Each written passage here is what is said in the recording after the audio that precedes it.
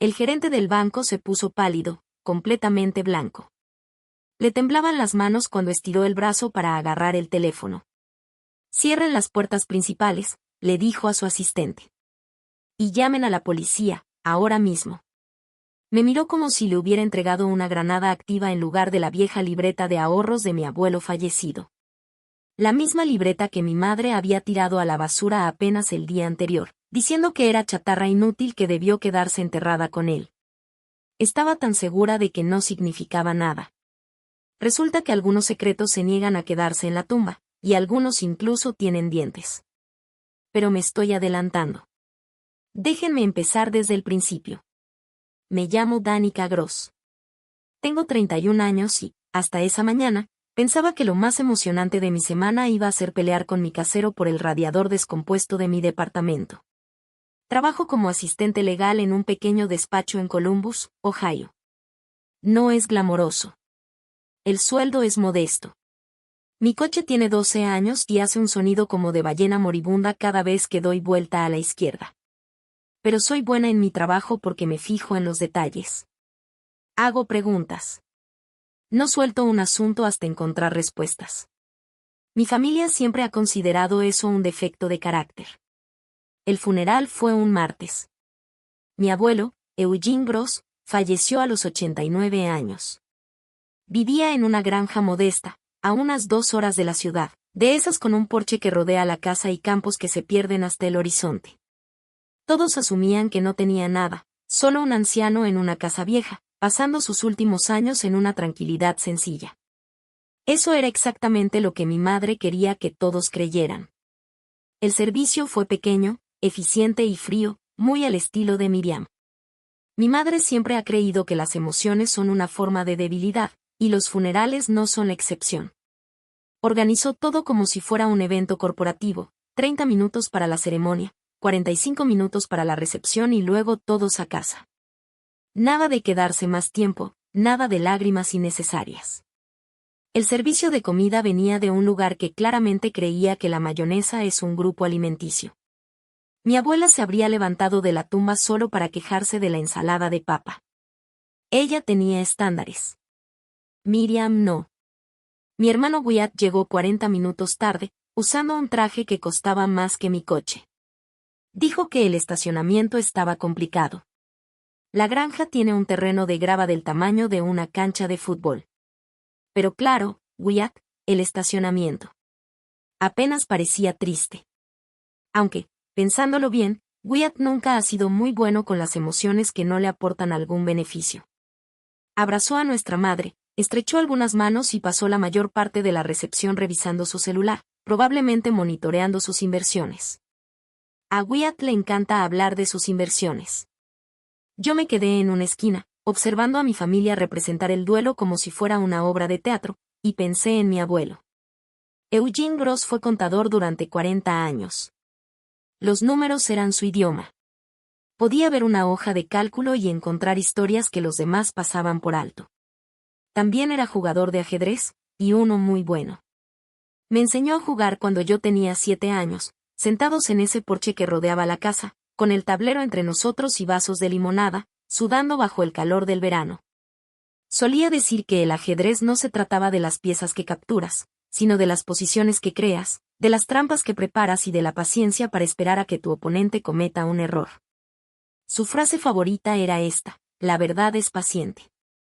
Puede esperar más que cualquier mentira. Nunca entendí a qué se refería. No hasta ahora.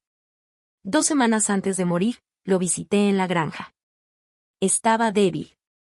Su cuerpo ya le fallaba, pero sus ojos seguían afilados, enfocados, vivos. Me agarró la mano con una fuerza sorprendente y me jaló hacia él. Su voz era apenas un susurro, pero cada palabra estaba medida. La libreta, dijo. En mi estudio. El libro de ajedrez. Solo tú, Danica. Prométemelo. Yo prometí. No entendía, pero prometí. Después del servicio funerario, la familia se reunió en la granja. Miriam ya andaba recorriendo las habitaciones, hablando de vender la propiedad, discutiendo posibles compradores, calculando metros cuadrados como si el cuerpo ni siquiera se hubiera enfriado aún. Wyatt asentía, de vez en cuando dando alguna sugerencia. Era evidente que ya habían hablado de esto antes, probablemente cuando el abuelo todavía estaba vivo. Me escabullí hacia su estudio. Era un cuarto pequeño, con estantes llenos de libros que olían a papel viejo y a tabaco de pipa. Mi abuelo no fumaba desde hacía 20 años, pero el olor nunca se fue. Encontré el libro de ajedrez de inmediato. Strategic Endgame, a Master's Guide. Era su favorito.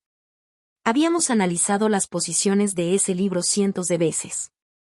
Lo saqué del estante y algo no cuadró, pesaba demasiado. Lo abrí y se me heló el corazón. Las páginas estaban huecas. Dentro había una vieja libreta de ahorros de cuero, gastada en las orillas, de esas que podrías encontrar en una tienda de antigüedades. Se veía antiquísima, como de otra época. La llevé a la sala, curiosa, con ganas de compartir el hallazgo con mi familia. Ese fue mi error. Miriam la vio antes de que pudiera decir una sola palabra. Su reacción fue inmediata. Demasiado rápida, demasiado agresiva. Cruzó la habitación en 3 pasos, me la arrebató de las manos y apenas la miró antes de lanzarla directo al bote de basura de la cocina. Esto es basura, dijo. Cuentas viejas que ya ni existen. Esto debió quedarse enterrado con él. No andes escarbando entre sus cosas, Danica. No es apropiado. Wyatt se rió desde el sillón. Siempre tan sentimental, ¿verdad, Dani? Luego se miraron. Fue un intercambio breve, casi imperceptible. Pero yo lo vi. Llevo 8 años trabajando en un despacho de abogados. He visto esa mirada antes.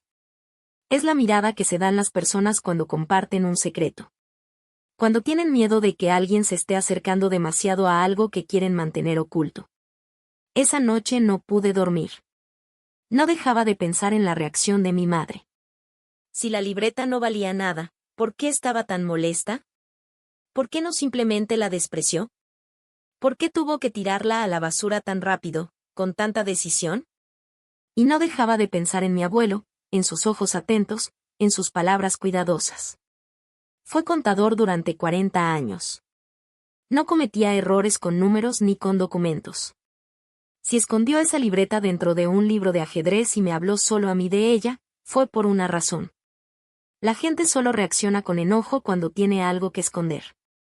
A las 5 de la mañana tomé una decisión. Iba a regresar a la granja. Esa libreta todavía estaba en la basura, y yo iba a averiguar por qué mi madre quería verla enterrada a toda costa. Antes de seguir, suscríbete y dime en los comentarios desde dónde estás viendo esto y qué hora es allá. Yo leo todo. De verdad, gracias por tu apoyo. El camino hasta la granja tomó 2 horas, bajo una luz gris justo antes del amanecer. Apagué el radio. Necesitaba pensar. Mi abuelo había sido muchas cosas. Paciente, metódico, estratégico. Pasó 40 años como contador, siguiendo números, encontrando inconsistencias, documentándolo todo. Jugaba ajedrez como alguien que podía ver 15 jugadas por delante. No hacía nada al azar. No escondía libretas, ni vaciaba libros por dentro, ni susurraba instrucciones crípticas sin una razón. Y mi madre no tiraba cosas a la basura con tanta agresividad a menos que tuviera miedo. Llegué a la granja justo cuando la primera luz empezaba a romper sobre los campos. El cielo se pintaba de tonos morados y dorados. No había otros coches. Nadie más alrededor. Perfecto. Entré con la llave de repuesto que el abuelo guardaba debajo del tercer escalón del porche. La casa estaba en un silencio total, como si contuviera la respiración. Fui directo a la cocina. El bote de basura estaba exactamente donde lo había dejado. Saqué la bolsa, la puse en el piso y empecé a escarbar. Ahí estaba yo, una mujer adulta con título universitario, con el brazo metido hasta el codo en la basura a las 5:30 de la mañana, como un mapache en ropa de oficina. Mi abuelo habría estado orgulloso. Mi terapeuta habría tenido muchas preguntas. La libreta estaba casi hasta el fondo, debajo de los restos de café y las servilletas de papel de la recepción del funeral. La saqué, La limpié con la manga y la examiné con calma por primera vez. La cubierta de cuero era vieja y gastada, hecha para parecer de otra época, de hace décadas. Pero al abrirla, algo no cuadraba. El número de cuenta no coincidía con esa apariencia antigua. El formato era distinto. Tenía demasiados dígitos, era demasiado moderno. Y entonces encontré la nota. Estaba escondida en el lomo de la libreta, doblada en un cuadrito diminuto, un pedazo de papel con la letra cuidadosa de mi abuelo. Número de cuenta 7741-2289. No saben de esta. Pide el historial completo. No confíes en nadie de la familia. Solo tú, Danica. La leí 3 veces. No saben. Es decir, Miriam. Es decir, Wyatt. Mi abuelo había ocultado algo de su propia familia. Y había confiado solo en mí para encontrarlo. Tomé fotos de todo, la libreta, la nota, el número de cuenta. La subí de inmediato a la nube. Trabajar en un despacho de abogados te enseña ciertos hábitos. Los documentos se pueden destruir. Los archivos se pueden perder. Pero los respaldos digitales son para siempre. Manejé de regreso a casa con la libreta en mi bolsa y las preguntas ardiéndome en la cabeza. La primera llamada llegó a las 10 de la mañana. Miriam. Su voz era dulce, preocupada, maternal, todo lo que ella no es. Solo estaba viendo cómo estabas después de ayer, dijo. Fue un día muy difícil para todos. Yo esperé. Sabía que venía algo más. No te llevaste nada de la granja, ¿verdad? Ahora todo le pertenece a la herencia. Tenemos que catalogarlo bien antes de vender. Mentí con naturalidad. Solo uno de los libros de ajedrez del abuelo, de recuerdo. Hubo una pausa. Podía escucharla calculando, decidiendo si debía presionar un poco más. Luego su voz se relajó. Está bien. Pero ya no andes escarbando entre sus cosas, Danica. Hay cosas que es mejor dejar en paz. Tu abuelo no estaba bien, ya no era el mismo en estos últimos años. Su mente ya no funcionaba igual. No siempre sabía que era real y que no. No dije nada. Pero por dentro estaba gritando.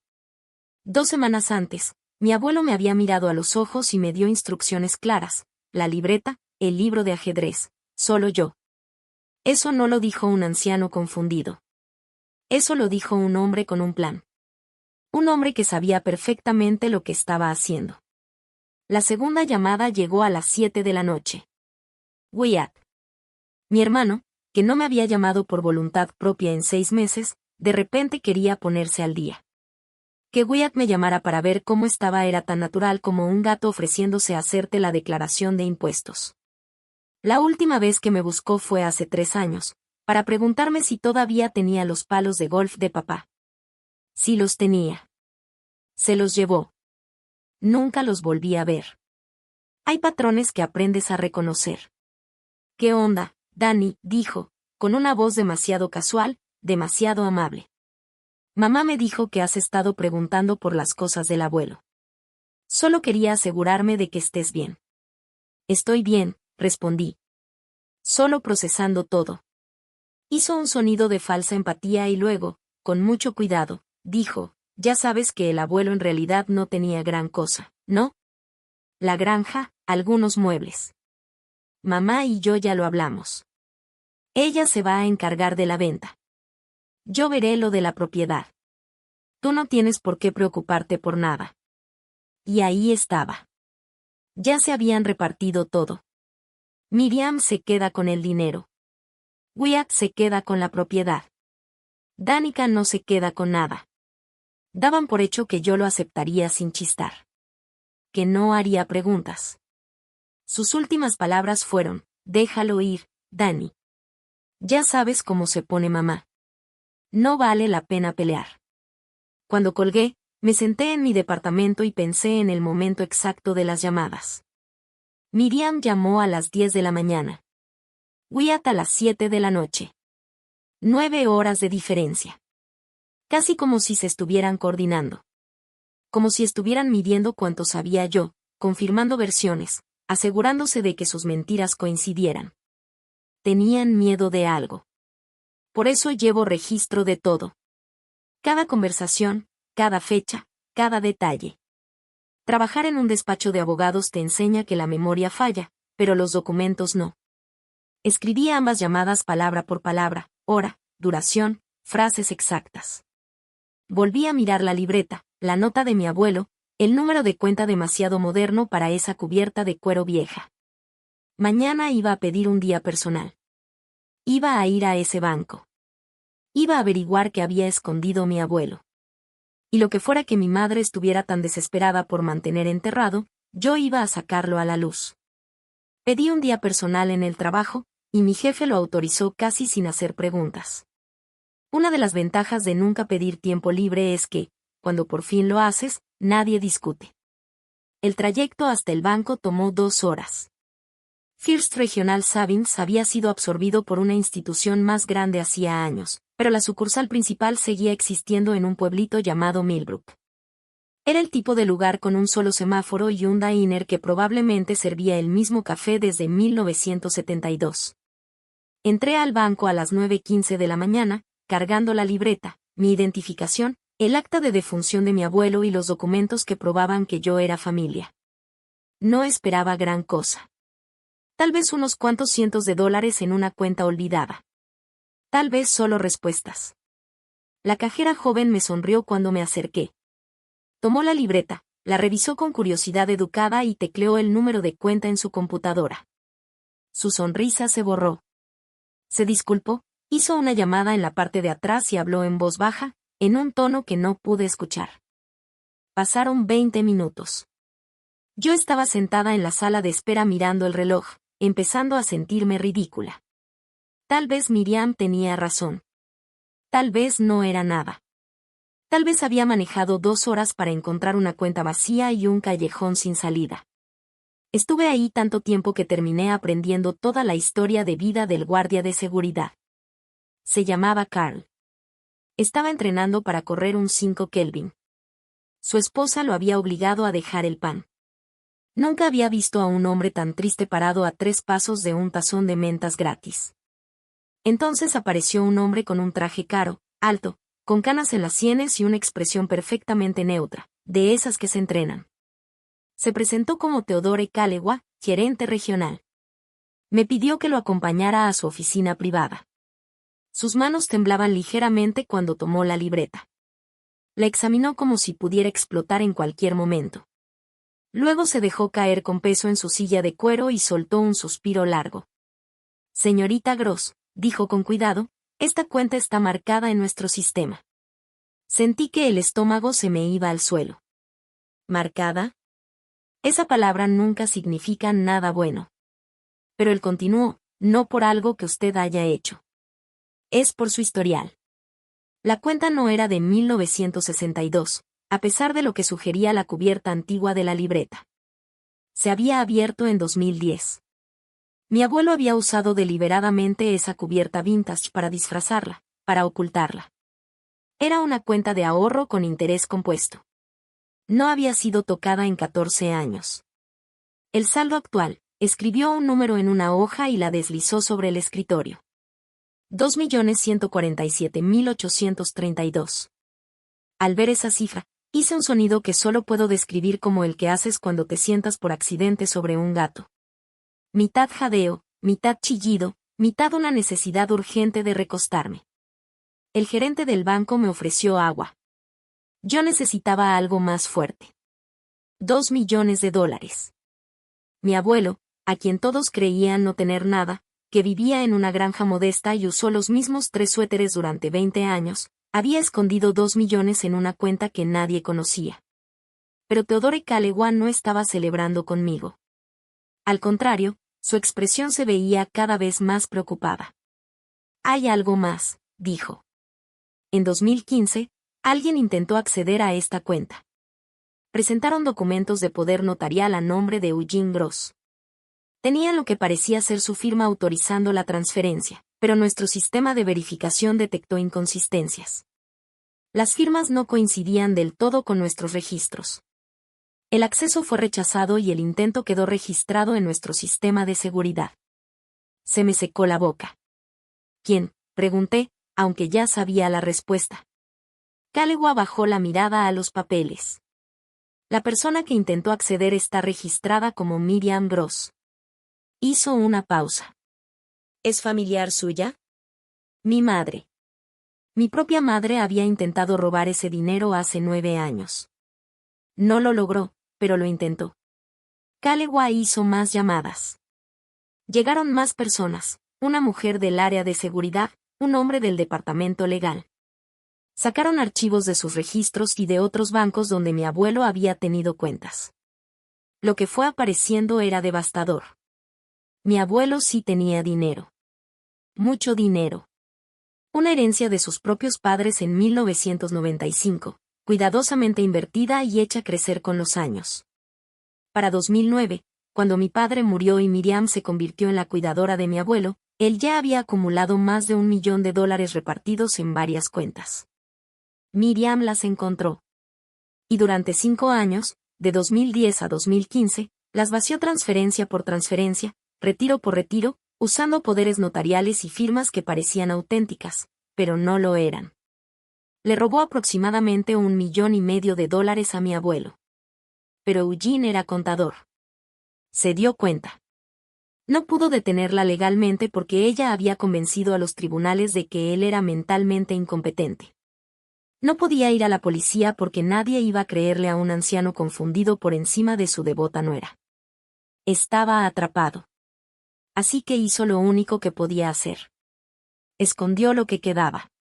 En 2010, cuando entendió lo que estaba pasando, abrió esta cuenta en secreto, transfirió $1 millón, usó la cubierta vieja de la libreta para disfrazarla y no se lo dijo a nadie. Esa cuenta era su bote salvavidas, su póliza de seguro, su última jugada en una partida de ajedrez contra la mujer que ya le había robado todo lo demás. Calewa me miró con algo parecido al respeto. Hay una cosa más que debería saber, dijo. En 2019, su abuelo presentó una queja formal ante nuestro departamento de fraudes. Afirmó que su nuera le estaba robando. Dijo que nadie le creería porque había sido declarado mentalmente incompetente. Hizo una pausa. No pudimos proceder sin la documentación original de las cuentas, sin pruebas de que él tenía activos a los que ella no debía tener acceso. Sin esto, levantó la libreta, su abuelo estaba tratando de demostrar que estaba siendo robado. Y ahora usted acaba de traernos la evidencia que él no pudo presentar mientras estaba vivo. Me quedé sentada en esa silla de cuero, sosteniendo el secreto de mi abuelo muerto. Y por fin lo entendí. Eugene no se rindió. No se entregó a la confusión ni a la desesperación. Había pasado 9 años construyendo un caso, preparando pruebas, esperando el momento adecuado. Y había dejado la llave con la única persona en la que confiaba para terminar lo que él empezó, yo. Calewa tomó su teléfono. Señorita Gross, dijo, necesito contactar a nuestro departamento de seguridad, y creo que tendremos que involucrar a las autoridades. Esta cuenta es evidencia de delitos financieros graves. Asentí despacio. Yo había llegado esperando nada. Tal vez unos cuantos cientos de dólares, tal vez un poco de cierre emocional. En lugar de eso, encontré $2 millones y la prueba de que mi madre era una ladrona. Y, en algún lugar, estaba absolutamente segura de que mi abuelo estaba sonriendo. Si todavía sigues conmigo en este camino, solo quiero darte las gracias de todo corazón. Por favor, suscríbete si aún no lo has hecho. Tu apoyo lo es todo para mí, y te prometo que la mejor parte de esta historia todavía está por venir. La policía llegó al banco dentro de las 2 horas siguientes a la llamada de Theodore Calewa. Eran 2 detectives de la División de Delitos Financieros, ambos con libretas en mano y con esas expresiones que indican que ya han visto esto antes. Abuso financiero contra adultos mayores, así lo llamaron. Uno de los delitos de más rápido crecimiento en Estados Unidos, y casi siempre los responsables son familiares. La detective principal se llamaba Tabitha Jefferson. 40 y tantos años, mirada afilada, actitud directa, sin rodeos. Llevaba 15 años trabajando en delitos financieros. Y me dijo algo que se me quedó grabado. Estos casos me rompen el corazón cada vez, dijo. Porque las víctimas están atrapadas. Dependen de las mismas personas que les están robando. Aman a quienes les hacen daño, y cuando intentan hablar, nadie les cree. Miró la libreta que yo sostenía. Su abuelo luchó de la única forma que pudo, con documentación, con pruebas, con paciencia. A partir de ahí, la investigación avanzó rápido. Kalewa entregó los registros del banco. El intento de acceso de 2015 estaba documentado con todo detalle, las firmas falsificadas, el poder notarial fraudulento, las alertas de seguridad que habían detenido la transferencia. Todo estaba ahí, preservado en los archivos digitales del banco, como un insecto atrapado en ámbar. Pero eso solo fue el comienzo. 3 días después de mi visita al banco, recibí una llamada que lo cambió todo. La voz al otro lado de la línea era vieja, pero firme. Se presentó como Lawrence Whitmore, abogado, 75 años, y amigo de Eugene Gross desde hacía más de 40 años. Tu abuelo me dio instrucciones muy específicas, dijo. Si él moría, yo debía contactarte a ti. Solo a ti. A nadie más de la familia. Fue muy claro al respecto. Esa misma tarde manejé hasta su despacho. Era una oficina pequeña, en una zona tranquila de la ciudad, del tipo de lugar donde los abogados todavía tienen estantes de madera y títulos enmarcados de hace décadas. Whitmore me recibió en la puerta. Era alto, un poco encorvado por la edad, pero su apretón de manos era firme y sus ojos, amables. Eugene y yo jugamos ajedrez juntos durante 40 años. Me dijo que era el hombre más metódico que había conocido. Cuando Eugene llegó a verlo en 2020 y le contó lo que estaba pasando, le creyó de inmediato, porque mi abuelo no hacía acusaciones a la ligera y nunca llegaba con las manos vacías. Me llevó a su despacho y colocó una carpeta gruesa sobre el escritorio, entre los dos. Tu abuelo pasó 4 años construyendo esto, dijo. Sabía que nadie le creería mientras estuviera vivo, así que se preparó para después. Abrí la carpeta con las manos temblorosas. Dentro estaba todo. Copias de los poderes notariales falsificados, colocadas junto a ejemplos de la firma real de mi abuelo. Las diferencias eran sutiles, pero claras. Una vez que sabías qué buscar, los trazos eran demasiado perfectos, la presión demasiado uniforme. Mi madre había calcado su firma, probablemente a partir de documentos a los que tenía acceso. Lo había hecho lo suficientemente bien como para engañar a la mayoría de la gente, pero no lo suficiente para engañar al sistema de verificación de un banco. Ni a un contador que había pasado 40 años detectando inconsistencias.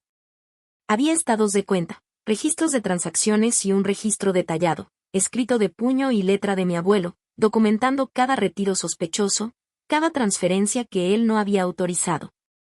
Cada mentira que mi madre había contado para cubrir sus huellas. Fechas, montos, números de cuenta. 4 años de documentación meticulosa.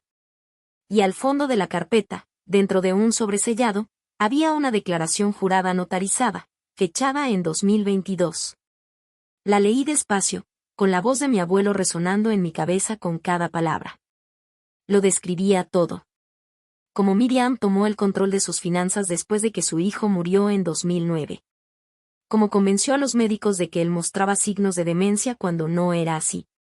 Como lo aisló del mundo exterior, controlando sus llamadas, sus visitas, su acceso a la información. Como le robó de manera sistemática durante años, mientras fingía ser su cuidadora devota. Las últimas palabras de la declaración me golpearon como un puñetazo en el pecho. Estoy en pleno uso de mis facultades mentales. Sé exactamente lo que estoy haciendo. Dejo esta evidencia a mi nieta, Danica, porque es la única que hará lo correcto. Siempre ha hecho las preguntas que otros tenían miedo de hacer. Confío en ella para terminar lo que yo no pude. Me quedé sentada en ese despacho y lloré, no de tristeza, sino de algo más difícil de nombrar. Tal vez orgullo. Y dolor por todos los años que él pasó solo, sabiendo la verdad, sin poder hacer que nadie le creyera. La detective Jefferson me llamó al día siguiente con más noticias. Y esta vez no se trataba de mi madre. Hemos estado siguiendo el rastro del dinero, dijo. ¿A dónde fueron los fondos robados después de salir de las cuentas de tu abuelo? Y encontramos algo interesante sobre tu hermano, Wyatt. El niño dorado, Wyatt. Con sus trajes caros, su portafolio de inversiones y su seguridad arrogante de creerse mejor que todos. No solo recibió dinero de mi madre, continuó Jefferson. Creó una empresa fantasma, Garrett Holdings, LLC, registrada usando su segundo nombre. Más de $600,000 fueron lavados a través de esa empresa durante 5 años. Él no era un beneficiario inocente, señorita Gross. Fue un participante activo en el plan. Mi hermano, el mismo que me había llamado para decirme que lo dejara pasar. Mi hermano, el que se burló de mí por ser sentimental. Mi hermano había ayudado a mi madre a robarle a nuestro abuelo y había construido todo su estilo de vida con ese dinero.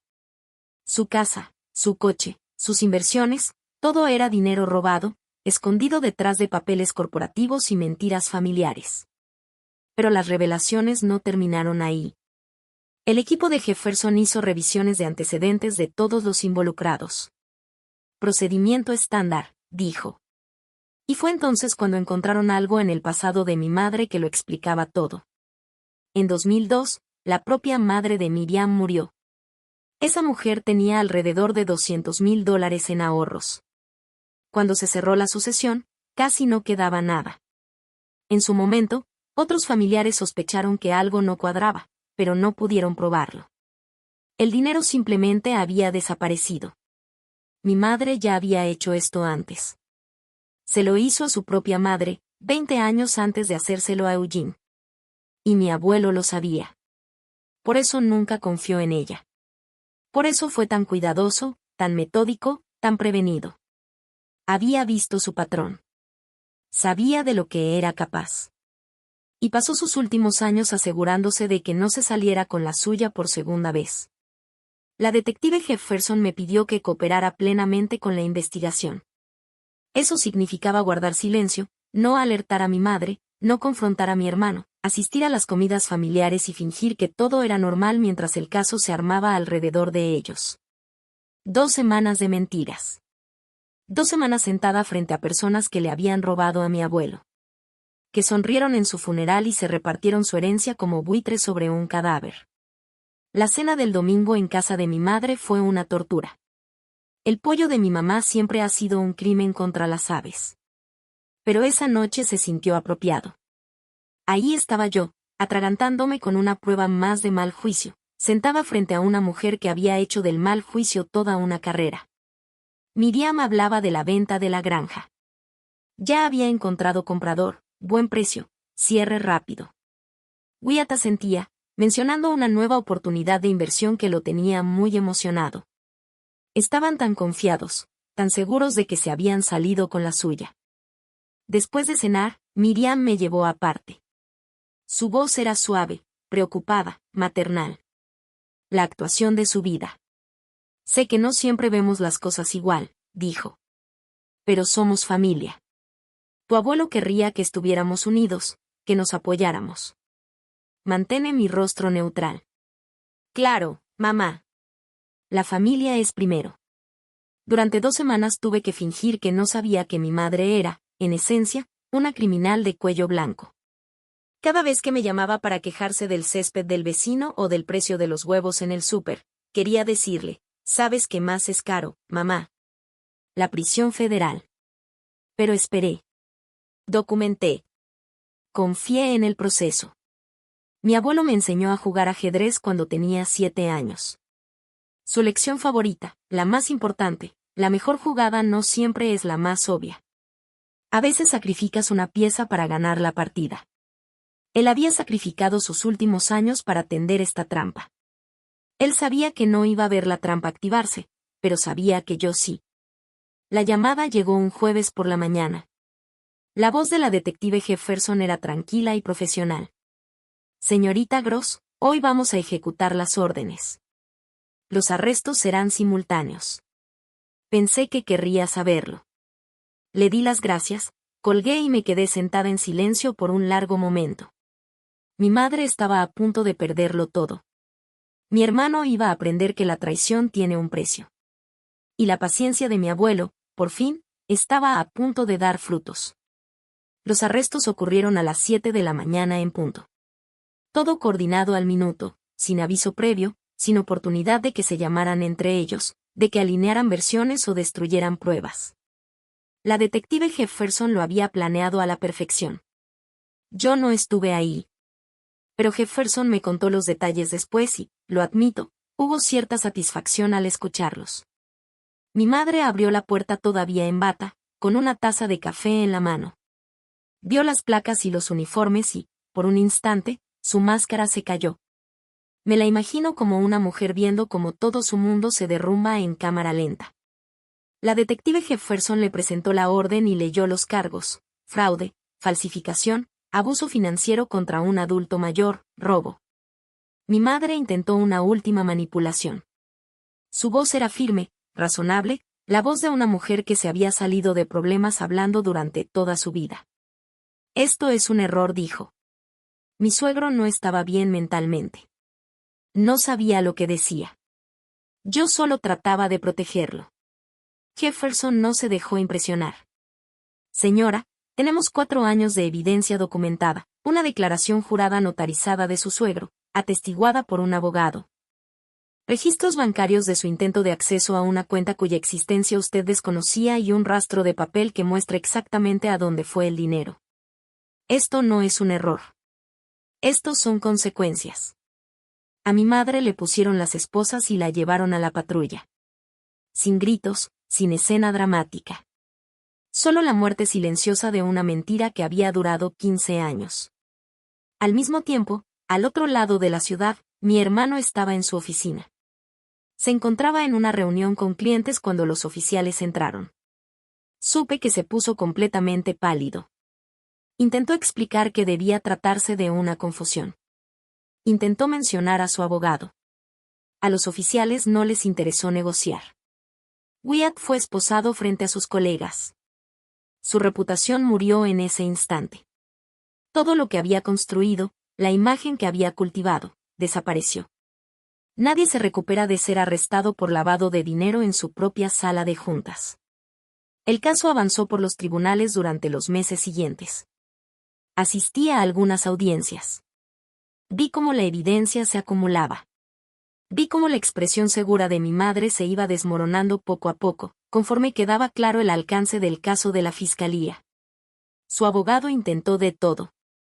Alegó que Eugene era mentalmente incompetente, que su declaración no era válida. La fiscalía presentó a 3 médicos que habían evaluado a mi abuelo a lo largo de los años. Los 3 testificaron lo mismo: Eugene no mostraba signos de demencia. Estaba lúcido, coherente y plenamente consciente. El dictamen de incompetencia, explicaron, se había basado en información falsa proporcionada por la propia Miriam. Ella había convencido a los tribunales de que su suegro estaba perdiendo la razón para que nadie le creyera cuando decía que ella le estaba robando. El juez no mostró ninguna simpatía. El abogado de Wyatt intentó otra estrategia. Se acercó a mí en privado con una oferta. Wyatt testificaría en contra de nuestra madre a cambio de una reducción de condena. Aseguró que había sido manipulado, que no conocía el verdadero alcance de lo que estaba pasando, que él también era una víctima. El abogado transmitió el mensaje de Wyatt con cuidado. Su hermano dice que quiere hacer lo correcto. Está dispuesto a cooperar plenamente. Lo pensé exactamente 3 segundos. Dígale a mi hermano que mi abuelo me enseñó a jugar ajedrez, dije. Y en el ajedrez no se negocia con peones. De cualquier forma, ya no importaba. A los fiscales no les interesaba la cooperación de Wyatt. La empresa fantasma demostró que no había sido un beneficiario pasivo de la generosidad familiar. Él había creado estructuras corporativas para ocultar el dinero robado. Había firmado documentos. Había hecho transferencias. Sabía perfectamente de dónde venía el dinero. Y ayudó a encubrirlo. No hubo trato. Cargos completos. La audiencia de sentencia fue en un día frío de febrero, 3 meses después de los arrestos. Las paredes del Tribunal Federal, revestidas de madera. La bandera estadounidense colgando detrás del estrado del juez. Antes de que se leyeran las sentencias, el fiscal pidió presentar una declaración de la víctima, escrita por Eugene. La sala quedó en silencio mientras leían sus palabras en voz alta. Mi nuera me robó mi dinero y mi dignidad. Convenció al mundo de que yo estaba perdiendo la razón mientras vaciaba mis ahorros de toda la vida. Nadie me creyó. Pero no estoy confundido. Sé exactamente lo que me están haciendo. Y dejo constancia para que algún día la verdad salga a la luz. Observé el rostro de mi madre mientras esas palabras llenaban la sala. Miraba fijamente al frente, sin expresión, pero las manos le temblaban. Wyatt no pudo mirarme a los ojos. Se veía más pequeño, como disminuido. El hermano seguro y exitoso que siempre me había menospreciado ya no estaba. En su lugar quedaba solo un hombre que apostó todo a una mentira, y perdió. El juez dictó las sentencias. Miriam Gross, 7 años en prisión federal. Sin posibilidad de libertad anticipada. Restitución total ordenada. Todo lo que poseía sería liquidado y devuelto al patrimonio. Wyatt Gross, 3 años en prisión federal. Una condena por delito grave que lo acompañaría el resto de su vida. Su carrera en inversiones, su reputación profesional, su imagen de éxito cuidadosamente construida, todo había terminado. Me senté en esa sala y sentí algo que no esperaba. No triunfo, no satisfacción. Solo una sensación tranquila de cierre, como un libro que por fin llega a su último capítulo. Después de la audiencia, la detective Jefferson me encontró en el pasillo. Su abuelo estaría orgulloso, me dijo. Él luchó durante años. Usted lo terminó. Le di las gracias, le estreché la mano y salí del tribunal hacia el aire frío de febrero. Más tarde, el abogado de Wyatt me llamó una vez más y me preguntó si consideraría visitar a mi hermano en prisión. Dijo que Wyatt quería disculparse, que quería explicarse. Le respondí, lo voy a pensar. De verdad me preguntó si iría a verlo a la cárcel. Le repetí lo mismo, lo voy a pensar. Sigo pensándolo. Han pasado 6 meses y probablemente seguiré pensándolo. Hay disculpas que llegan demasiado tarde como para importar. Hay explicaciones que no merecen ser escuchadas. Mi celular vibró. Era un mensaje de Lawrence Whitmore, el abogado de mi abuelo. Tu abuelo te dejó algo más. Un último detalle. Cuando estés lista, ven a mi oficina. Una sorpresa más. Un movimiento final desde el más allá. Eugene aún no había terminado. Visité la oficina de Lawrence Whitmore 2 días después de la sentencia. El viento de febrero era helado, pero el sol brillaba y, por primera vez en meses, sentí que podía respirar. Whitmore me esperaba con una taza de té y un solo sobre su escritorio. Mi nombre estaba escrito al frente, con la letra cuidadosa de mi abuelo. Me pidió que te lo entregara después de que todo estuviera resuelto, me dijo. Fue muy específico con el momento. Quería que lo leyeras cuando pudieras entender lo que significaba. Tomé el sobre. Se sentía ligero, solo papel, pero sabía que dentro había algo pesado. Antes de abrirlo, Whitmore me explicó el resultado legal. Los $2.1 millones de la cuenta oculta ahora eran míos. El testamento de Eugene, resguardado por él durante años, me nombraba explícitamente como única beneficiaria. Mi madre y mi hermano estaban excluidos de manera específica, con documentación que explicaba las razones. Además, el proceso de restitución ya había comenzado. Los bienes incautados a Miriam y a Wyatt serían liquidados y añadidos al patrimonio. El dinero de la venta de la casa de campo, que mi madre pensaba quedarse, vendría a mí. La herencia total, una vez terminado todo el proceso, sería de aproximadamente $2.5 millones. Asentí, pero el dinero se sentía abstracto, lejano. Lo que yo realmente quería estaba en ese sobre. Lo abrí con cuidado. Dentro había 2 hojas escritas por ambos lados, con la letra de mi abuelo. La carta estaba fechada un mes antes de su muerte. Mi queridísima Danica, comenzaba. Si estás leyendo esto, entonces encontraste la libreta. Seguiste el rastro. Hiciste exactamente lo que supe que harías. Quiero que entiendas por qué te elegí a ti. Tu hermano siempre fue el hijo de su madre. Lo vi crecer, aprendiendo sus valores, tomando atajos, creyendo que el fin justifica los medios. Esperé que cambiara, pero la esperanza no es una estrategia. Un contador sabe mejor que confiar en la esperanza. Tu madre nunca me amó. Amaba lo que yo representaba: seguridad, respetabilidad, acceso a recursos que podía controlar. Cuando tu padre murió, que en paz descanse, vio una oportunidad. Un hombre viejo, con dinero y sin nadie que lo protegiera. Pensó que yo sería un blanco fácil. Se equivocó. Supe lo que estaba haciendo casi desde el principio. Soy contador, Danica. Pasé 40 años siguiendo números, encontrando discrepancias, identificando fraudes. ¿De verdad pensó que no me daría cuenta de que mi propio dinero estaba desapareciendo? Pero yo estaba atrapado. Ella tenía la autoridad legal. Había convencido a todos de que yo estaba perdiendo la razón. Cada vez que intentaba defenderme, apretaba más el control. Cada vez que trataba de alzar la voz, me callaba. Así que hice lo que mejor sé hacer: documentar. Prepararme. Esperar. La verdad es paciente, Danica. Puede esperar más que cualquier mentira. Escondí lo que pude. Construí las pruebas. Dejé instrucciones con Lawrence y confié en que tú terminarías lo que yo empecé. Siempre fuiste diferente a los demás. Me visitabas porque querías, no porque esperabas algo. Jugabas ajedrez conmigo por el juego, no por la herencia. Hacías preguntas que incomodaban a tu madre. Nunca aceptaste respuestas fáciles. Por eso te elegí, porque sabía que cuando encontraras la libreta no te detendrías hasta descubrir la verdad. Y sabía que cuando la encontraras, harías lo correcto. Siento la carga que te dejé. Siento que tengas que ser tú quien exponga a su propia familia. Sé que no será fácil. Sé que habrá dolor. Pero también sé que eres lo suficientemente fuerte para cargar con ello. Vive bien, Dena. Usa el dinero para algo que valga la pena. Construye algo que perdure. Sé feliz. Pasé mis últimos años peleando una batalla que no podía ganar, pero me aseguré de que tú la ganaras por mí. Gracias por ser la nieta que siempre esperé. Con todo mi amor.